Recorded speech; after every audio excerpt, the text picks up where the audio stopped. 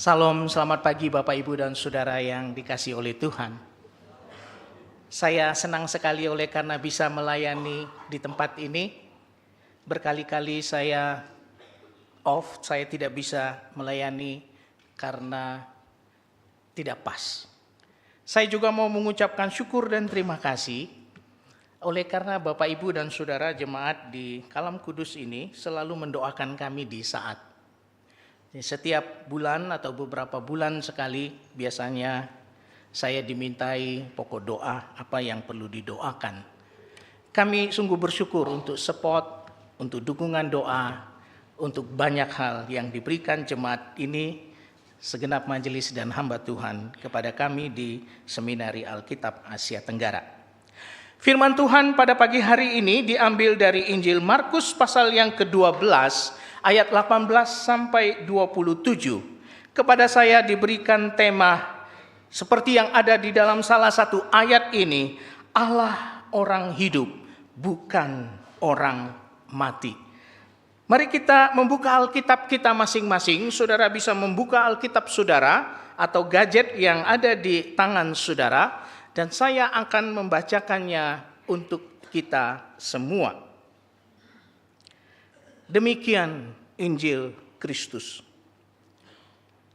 Datanglah kepada Yesus orang-orang Saduki yang mengatakan bahwa tidak ada kebangkitan.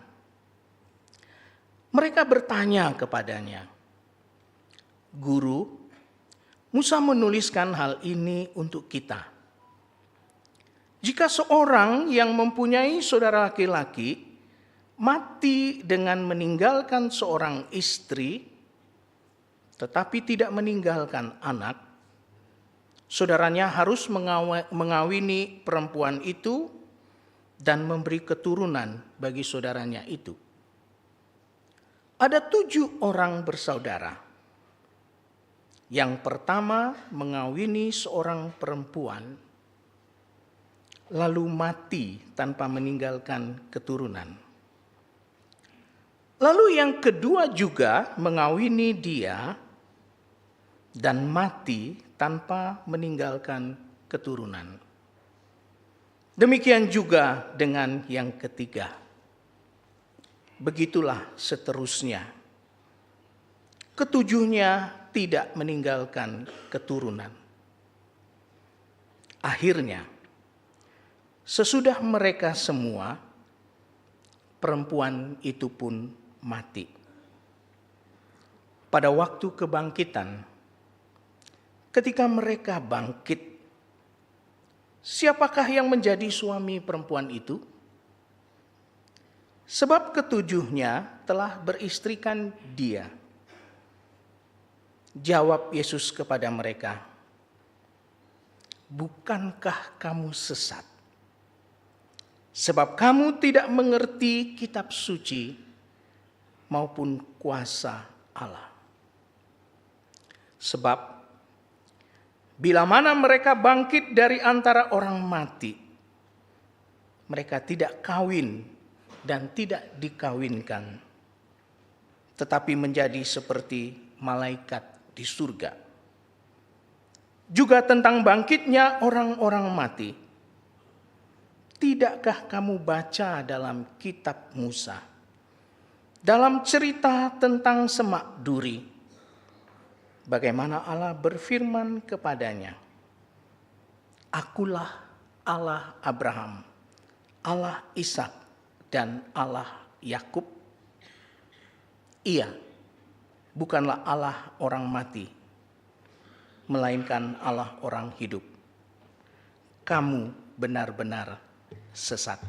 Sampai sedemikian jauh Injil Yesus Kristus. Berbahagialah orang yang membaca, merenungkan firman Tuhan dalam kehidupannya sehari-hari.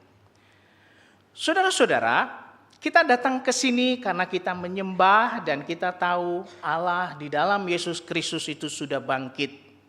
Itulah sebabnya kita berbakti pada hari Minggu. Dan saudara, ketika kita berbakti kepada Tuhan pada hari Minggu, kita menyadari, saudara, bahwa di dalam tiap hidup kita itu ada jeda. Hari Minggu diberikan kepada Tuhan untuk kita berbakti dan mengingat kepada Allah yang hidup itu. Selama sekian hari, saudara, kita bekerja untuk kehidupan kita yang ada di dalam dunia ini. Hidup itu memang adalah sebuah perjalanan. Kita ini bagaikan musafir yang suatu saat perjalanan kita akan berakhir. Kemana kita akan berakhir? Dalam perjalanan hidup kita 6 hari kita berjalan, kita melakukan banyak hal, tapi pada hari ke-7 kita berakhir dengan hari Minggu, kita merayakan kebangkitan Tuhan. Dan itu diperuntukkan bagi kita yang sudah percaya kepada Tuhan. Saudara-saudara, dalam perjalanan hidup kita sebagai musafir, kita tahu hidup itu penuh rahasia. Seringkali saya melihat pokok doa di dalam gereja kita, dan saya mendoakannya, tapi minggu depan orang yang didoakan dalam pokok doa itu sudah tidak ada lagi. Begitu juga di tempat-tempat yang lain. Karena hidup itu penuh rahasia. Beberapa minggu yang lalu saya mengikuti seminar nasional melalui Zoom. Sore hari itu kami dipimpin oleh seorang ibu jam 5 sore. Jam 7 saudara dia masih memimpin satu acara lagi sampai cukup malam. Besoknya kami semua peserta yang ada di luar Jakarta membuka Zoom, menunggu-nunggu kapan webinar ini akan mulai. Tetapi hanya Zoom yang berjalan, tidak ada acara. Lalu di dalam grup WA dikatakan pembicara yang pagi ini akan berbicara, yaitu ibu yang kemarin itu malamnya itu meninggal dunia. Jadi saudara, webinar nasional hari itu gagal. Hidup itu penuh rahasia. Seorang mahasiswa juga bercerita kepada saya, saudara-saudara, dia baru pulang dari gereja latihan, antar temannya ke rumah naik sepeda motor. Bye-bye, terima kasih, dia pulang. Sampai di rumahnya, ibu dan bapaknya ngomong kepada anak itu, si itu meninggal dunia. Lalu anak ini mengatakan, tidak, saya baru antar dia. Ini dari rumahnya naik sepeda motor, baru tadi antar dia. Dan memang cerita itu betul. Rupanya anak yang diantar itu naik ke loteng, tidak sengaja tersentuh listrik yang berarus, telanjang, lalu dia tersetrum dan dia mati. Saudara, hidup itu penuh rahasia. Bagaimana kita menghandle hidup yang mudah pecah itu, saudara? Kalau hidup itu rahasia, hidup setelah mati lebih rahasia lagi. Kita bisa bertanya kepada orang hidup yang mungkin pernah mengalami sebuah pengalaman bagaimana kamu menjalaninya. Dan orang itu mungkin karena pengalamannya bisa memberitahu kita, begini jalannya, lakukan seperti ini. Tapi bagaimana kita bisa bertanya kepada orang yang memang dia pernah mati, dia hidup lagi, karena itu tidak ada. Saudara, hidup setelah mati itu adalah rahasia. Dan kita hanya bisa bersyukur oleh karena tidak ada yang bisa mengajarinya di dalam dunia ini. Kecuali Yesus Kristus Tuhan kita yang sudah mati. Dia datang memberitahukan dia bangkit. Dan dia memberitahukan apa kehidupan yang akan datang itu. Saudara, bulan Agustus ini mulai dari tanggal 22 sampai 21 September dalam tradisi Tionghoa ini adalah bulan hantu, bulan arwah. Arwah-arwah akan keluar, pintu gerbang arwah akan dibuka. Arwah itu akan cari makan. Oleh karena itu yang hidup harus sopan. Kalau masuk ke kamar harus ketuk pintu. Kalau masuk pintu utama harus berjalan menyamping. Supaya tidak menabrak saudara baik yang sedang ada. Kalau sembahyang jangan makan apa yang disajikan dan seterusnya. Secara tradisi orang-orang membayangkan hidup di dunia itu atau di dunia yang akan datang itu seperti apa. Oleh karena itu, saudara, tidak heran orang-orang mengirimkan benda kepada orang yang sudah mati. Ada mobil Mercedes, ada mobil BMW, bisa dibikinkan rumah-rumahan, dikasih uang, dibikinkan kartu kredit untuk kehidupan yang akan datang. Itulah bayangan orang tradisi tentang bagaimana hidup yang akan datang. Dalam satu tradisi tertentu, orang-orang membayangkan kalau sudah mati syahid, saya akan hidup dengan 72 bidadari. Sebuah surga duniawi yang sama sekali berbeda dari apa yang Alkitab tadi kita dengarkan. Di dalam surga tidak ada urusan kawin dan dikawinkan. Pertanyaan orang Saduki di sini adalah pertanyaan penting. Tapi pertanyaan ini juga adalah pertanyaan konyol, saudara. Pertanyaan penting ini, saudara, karena memang apa yang akan terjadi dalam hidup setelah mati itu tidak bisa ditawar-tawar, sangat amat penting. Dan orang Saduki menanyakan itu. Saudara, masalahnya, saudara, ayat firman Tuhan tadi yang kita baca mengatakan orang Saduki itu tidak percaya ada kebangkitan. Nah, mengapa mereka tidak percaya? Dan Tuhan Yesus nanti mengatakan kamu sesat. 2 kali Tuhan Yesus katakan dalam ayat ini, kamu sesat karena kamu tidak mengerti kitab suci. Kamu tidak mengerti kuasa Allah. Mengapa mereka tidak mengerti kitab suci? Orang Saduki adalah kelompok kecil dalam sekte Yahudi. Mereka itu hanya percaya 5 kitab Musa. Kejadian, Keluaran, Imamat, Bilangan, Ulangan. Dalam 5 kitab Musa memang tidak ada konsep orang bangkit. Jadi dalam 5 kitab Musa ini tidak ada pengharapan tentang orang yang bangkit. Dan itulah yang dipercayai oleh orang Saduki. Saudara, mengapa juga mereka ini atau pertanyaan ini juga konyol? Kadang-kadang yang konyol itu terjadi dalam hidup kita ya.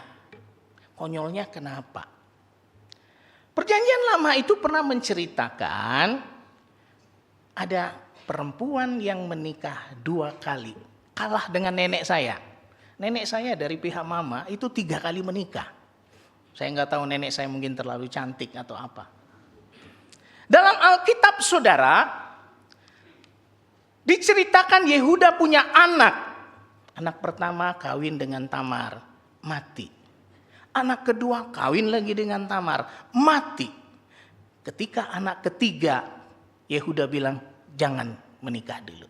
Nanti kalau sudah besar aku berikan. Tapi kemudian Yehuda menipu. Jadi tidak ada contoh di dalam perjanjian lama ada perempuan yang menikah 7 kali. Nah, yang ada itu adalah dalam cerita rakyat orang Yahudi. Di dalam kitab Tobit itu dikatakan ada perempuan yang menikah 7 kali. Lalu suaminya mati. Suami pertama mati, kedua, ketiga, keempat, sampai ke-7. Nah, itu dalam cerita. Nah, saudara-saudara, mengapa di dalam cerita dongeng itu mengapa suami dari perempuan itu yang kedua dan seterusnya mati? Karena diceritakan roh suami yang pertama itu ikut istrinya. Jadi ketika istrinya menikah yang kedua, dia datang dan dia bunuh suami yang baru. Dan itu terjadi pada malam pengantin sampai 7 kali. Nah, terakhir malaikat Rafael menolong situasi itu. Itu dalam cerita Yahudi. Nah, jadi saudara, ketika orang Saduki ngomong ini ada perempuan harus menikah dengan suami kedua, ketiga, dan semuanya mati, lalu di surga ini seperti apa? Ini benar-benar sebuah rekayasa. Jadi enggak sungguh-sungguh. Tapi saudara, jelas bahwa Alkitab kita, terutama Taurat, Ulangan 25 ayat 5-10, mengajarkan tentang perkawinan levirat. Kalau saudara ingat cerita Rut dan Boas, itu contoh perkawinan levirat. Jadi perkawinan levirat itu seorang perempuan ketika menikah dengan suaminya mati, maka dia boleh menikah dengan adik dari suaminya yang belum menikah. Dan kalau mati lagi, kalau masih ada adik lagi yang berikutnya, dan seterusnya. Saudara, mengapa ini terjadi? Saudara, secara sosial, dalam kehidupan orang Yahudi, saudara, pria yang mati itu tidak boleh terhapus namanya dari keluarga. Itulah sebabnya mengapa aturan perkawinan levirat ini diatur di dalam hukum Taurat. Supaya orang yang mati itu nanti bisa punya keturunan lewat adiknya. Lalu segala harta warisannya bisa diberikan kepada keluarga yang ayahnya mati itu. Jadi saudara, perkawinan levirat itu ingin mengatur supaya mendapat keturunan dari orang yang sudah meninggal. Tapi saudara, ini bukan hanya sekedar aturan sosial. Perkawinan levirat ini adalah peraturan yang diberikan oleh Tuhan secara rohani karena Tuhan memperhatikan para janda. Tuhan sendiri berjanji, Dia akan menjadi suami bagi para janda. Tuhan juga berjanji Dia menjadi ayah bagi orang-orang yatim piatu. Dia akan menjadi penolong bagi orang yang miskin dan berkekurangan. Dan saudara, janda pada waktu itu sangat rentan, lemah. Kedudukannya begitu lemah. Karena para janda pada waktu itu tidak ada yang mendampingi dalam hidupnya. Haknya semakin waktu mungkin semakin kecil, bahkan dia tidak punya hak sebagai seorang janda. Itulah sebabnya mengapa Tuhan mengatur perkawinan levirat ini bukan hanya untuk sekedar mendapatkan anak dari yang sudah mati, tetapi untuk janda itu sendiri. Mungkin berbeda dengan janda yang hari ini banyak yang lebih kaya. Punya banyak hak. Punya banyak sistem yang bisa menolong janda sekarang untuk lebih aman. Tapi tidak pada waktu itu. Kadang janda pada waktu itu hanya hidup dari belas kasihan orang-orang yang dia tidak kenal, saudara. Apalagi kalau janda tanpa anak. Ya. Sebab nanti kalau sudah tua, Siapa yang akan memelihara janda ini? Secara ekonomi janda ini begitu rentan, keluarga suami diharapkan menjadi penopangnya, dan aturan Levirat ini adalah bentuk perhatian Tuhan terhadap para janda. Bukan hanya dulu, tapi hari ini. Saudara, orang Saduki mencoba menggabungkan kalau begitu perhatian dengan janda ini, lalu dari hubungannya dengan surga itu nanti seperti apa? Jadi dibayangkanlah kehidupan yang akan datang itu seperti ini. Ada 7 orang yang sudah mati dan janda itu nanti masuk surga. Nanti di surga siapa suaminya? Saudara, dalam hidup setelah mati, sebenarnya janda itu tidak membutuhkan apa-apa lagi. Karena Tuhan akan menjadi penopangnya. Saudara, ketika Tuhan Yesus mengajarkan tentang kebangkitan di sini, saudara, kebangkitan yang Tuhan janjikan itu akan menghapus segala kesulitan para janda, orang miskin, dan orang yang rentan itu dengan kebangkitan. Saudara, dalam dunia ini memang mungkin kita mengalami banyak kesulitan, banyak kesusahan, tetapi dalam kebangkitan, saudara, kita hidup dalam kemuliaan, dan Tuhan menghapuskan segala aib, segala kerentanan, segala kelemahan itu. Ini yang tidak dimengerti oleh orang Saduki.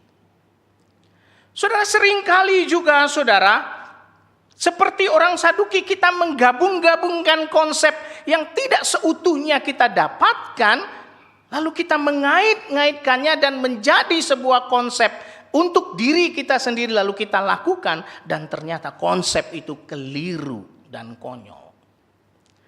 Saudara, kita perlu belajar firman Tuhan dengan baik supaya kita itu tidak menjadi sesat. Orang Saduki ini dikatakan oleh Tuhan Yesus, kamu itu sesat, ayat 24 dan 27, karena tidak mengerti kitab suci dan tidak mengerti kuasa Allah. Alkitab bahasa Indonesia masa kini itu menerjemahkan sesat itu, kamu itu keliru sekali. Saya mungkin lebih bisa mengatakannya dengan bahasa sederhana. Kamu itu abai, ignorant, masa bodoh. Mengapa? Karena tadi saya katakan bahwa orang Saduki itu hanya percaya kitab Musa. Tapi nanti Tuhan Yesus membuktikan juga dari kitab Musa melawan orang Saduki. Saudara, apa yang diajarkan di luar kitab Musa, 5 kitab Musa itu? Perjanjian lama, nabi-nabi dan tulisan-tulisan memberikan pengharapan tentang kebangkitan orang mati. Tentu tidak sejelas seperti perjanjian baru ya. Misalnya Yesaya 25 ayat 19 itu dikatakan, ya Tuhan, orang-orang-Mu yang mati akan hidup lagi. Mayat-mayat mereka akan bangkit lagi. Hai orang-orang yang sudah dikubur di dalam tanah, bangkitlah dan bersorak-soraklah. Sebab embun Tuhan ialah embun terang, dan bumi akan melahirkan arwah kembali. Bukan hanya di Yesaya. Kitab Mazmur pasal 16, Ayub, Daniel, dan salah satu tradisi Yahudi juga menuliskan tentang pengharapan. Saudara, kesalahan dari orang Farisi ialah mereka tidak belajar cukup komprehensif dan besar dan lengkap. Mereka hanya percaya 5 kitab Musa. Dalam gereja kita ada cross, ada yang lain-lain. Kita bisa belajar lebih luas. Melihat firman Tuhan secara utuh. Supaya nanti kita punya konsep dan menjalani hidup itu dengan baik dan utuh. Tapi orang Yahudi juga dikatakan mereka tidak mengerti kuasa Allah. Saudara, apa maksudnya, saudara? Tuhan Yesus jelas mengatakan di dalam kisah ini ada kebangkitan. Dan kebangkitan itu atau hidup setelah mati itu membutuhkan kuasa Allah. Untuk hidup lagi setelah mati itu, kalau tanpa kuasa Allah tidak mungkin ada kebangkitan. Dengan kata lain saudara, untuk hidup yang akan datang itu dibutuhkan iman kepada Allah. Perhatikan ayat 25 berbunyi, bila mana mereka bangkit dari antara orang mati. Ini kata Tuhan Yesus. Tuhan Yesus punya posisi orang mati akan dibangkitkan. Lalu ayat 26 juga tentang bangkitnya orang mati. Lalu di akhir ayat 26, tidakkah kamu dengar dalam peristiwa semak belukar Allah berkata kepada Abraham, Ishak dan Yakub. Saudara, ayat ini ingin mengajarkan saudara, untuk menikmati kebangkitan diperlukan iman percaya bahwa kebangkitan itu ada. Nah, orang Saduki tadi bertanya tentang kebangkitan tapi dia tidak percaya ada kebangkitan. Saudara, tanpa percaya ada kebangkitan, orang tidak akan hidup dalam kebangkitan. Kalau saudara mau pindah ke Amerika, tapi saudara tidak tahu, saudara tidak yakin Amerika itu ada, bagaimana saudara bisa pindah ke sana? Tetapi saudara, ayat ini ingin mengajarkan juga saudara, bukan hanya percaya pada objek, iman itu percaya pada objek bahwa kebangkitan itu ada. Tetapi juga ayat ini ingin mengajarkan kepada siapa kita harus percaya bahwa kebangkitan itu akan terjadi. Jadi iman kepada apa? Itu akan menuntun kita kepada iman kepada siapa. Untuk kita mengerti tentang kebangkitan, kita perlu percaya ada kebangkitan dan kita perlu percaya siapa yang akan membawa kepada kebangkitan itu. Sudah ayat 26 ini menjelaskan diperlukan iman kepada siapa yang bisa membuat adanya kebangkitan itu. Bukan hanya sekedar percaya kebangkitan itu ada. Dan ayat ini saudara juga mengajarkan kepada kita ketika Tuhan berkata kepada Musa, "Akulah Allah Abraham, Ishak dan Yakub." Ayat ini berkata atau ayat ini memposisikan diri, Yesus memposisikan diri. Abraham, Ishak dan Yakub itu masih hidup. Aku ini adalah Tuhan orang yang hidup. Aku ini bukan Tuhan orang yang mati. Aku ini Tuhan Abraham, Ishak dan Yakub. Yang pada waktu itu, walaupun mereka sudah mati 1000 sekian tahun sebelumnya, dipandang masih hidup. Saudara, ayat ini akan menolong kita ketika kita membaca di dalam Lukas 20 ayat 38. Ayat yang sama kisahnya. Ayat 20-38 Lukas itu mengatakan, "Dialah Allah orang yang hidup. Ia bukan Allah orang mati." Ya, Allah orang hidup, sebab baginya semua orang hidup. Ini cerita yang sama dengan Markus. Lukas menjelaskan, di hadapan manusia, kita bisa memandang orang itu sudah mati. Tetapi Lukas dengan gamblang mengatakan, di hadapan Allah semua orang hidup. Sebab baginya semua orang hidup.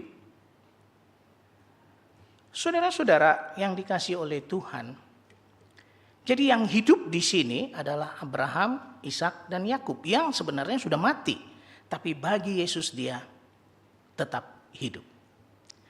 Begitu juga dengan kita, saudara. Saudara, waktu kita melihat tradisi-tradisi di sekitar kita, sebenarnya kita itu dipersiapkan untuk juga percaya ada kebangkitan. Secara tidak langsung. Dalam tradisi orang Jawa misalnya, kalau sudah orang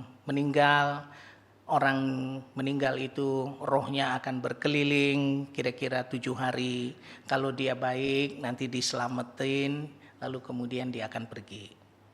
Kalau tadi orangnya jahat, maka saudara dia akan mengganggu. Lalu kalau dia mengganggu, maka kemudian dia akan dipindahkan ke bumi kedua menjadi binatang. Nanti kalau masih juga tidak kapok, dimasukkan ke bumi ketiga menjadi tanaman. Kalau tidak kapok lagi, dimasukkan bumi keempat jadi pohon, jadi batu, dan seterusnya. Sampai akhirnya dia masuk ke Kamaloka. Satu tempat di mana segala sesuatu itu menjadi baik.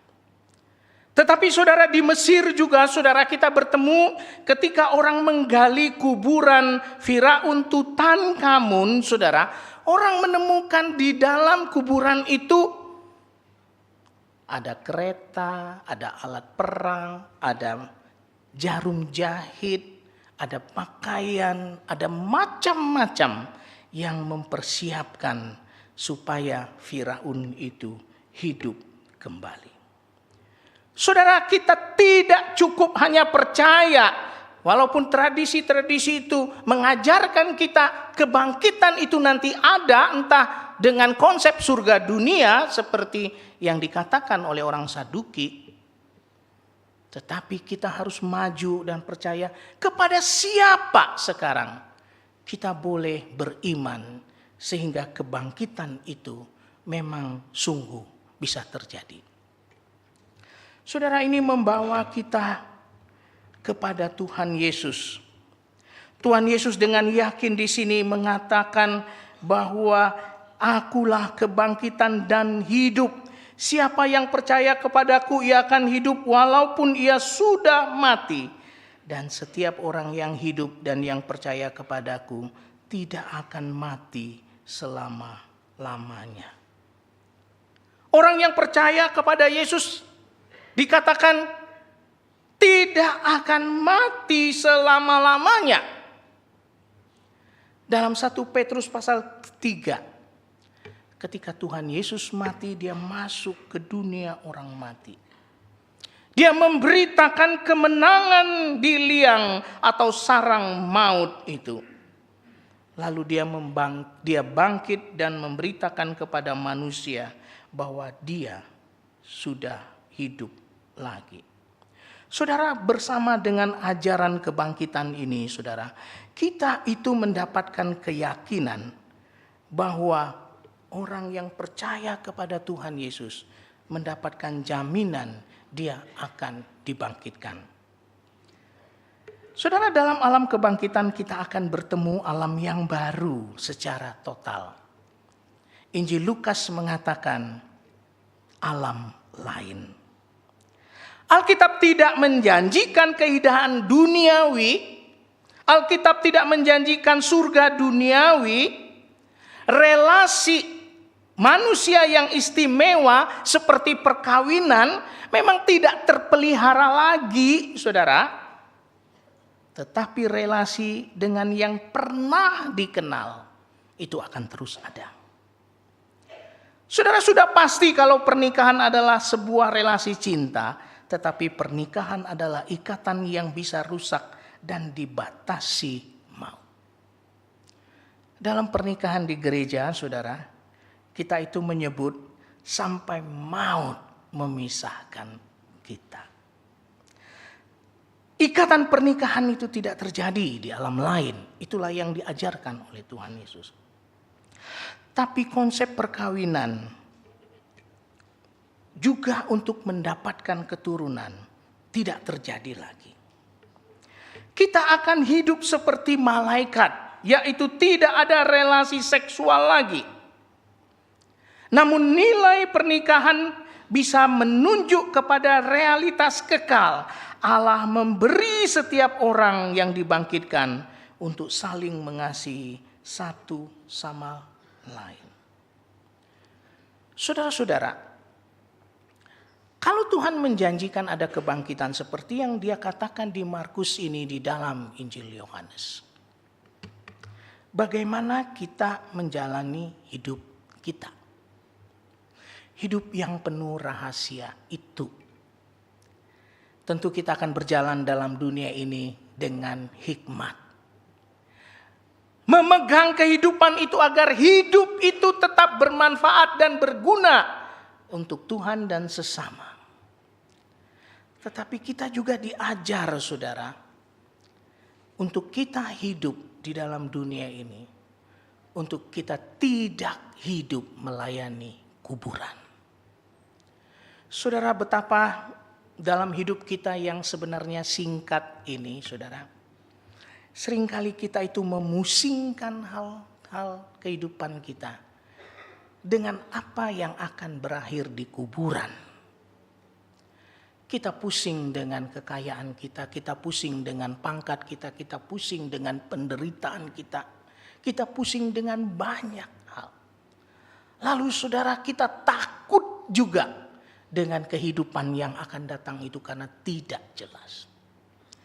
Tapi Tuhan Yesus sudah mengatakan Dia sudah bangkit, Dia tidak di sini, dan Dialah pokok iman kita. Sehingga kita akan mengalami kebangkitan. Saudara, apapun yang mungkin sedang kita hadapi, yang membawa hidup kita seperti masuk dalam dunia orang mati. Mari pagi hari ini, saudara, kita ingat bahwa hidup kita bukan hanya di sini. Hidup kita akan bersama dengan Tuhan di surga. Dia menjanjikan kehidupan yang lebih baik, karena pasti surga akan lebih baik daripada di dunia ini. Tuhan memberkati saudara, dan Tuhan menolong saudara untuk melakukan firman Tuhan ini dalam kehidupan sehari-hari. Mari kita berdoa. Bapa Surgawi, hamba-Mu sudah berbicara, menyampaikan firman-Mu. Biarlah kiranya Engkau menggenapinya dan menolong kami untuk melakukannya. Berilah kami iman untuk percaya pada kebangkitan, dan tolonglah kami untuk memahami kitab suci dengan baik. Kami sungguh bersyukur Tuhan sudah mati bagi kami dan memberikan jaminan kehidupan kebangkitan. Terpujilah nama-Mu ya Tuhan. Dalam nama Yesus kami berdoa. Amin.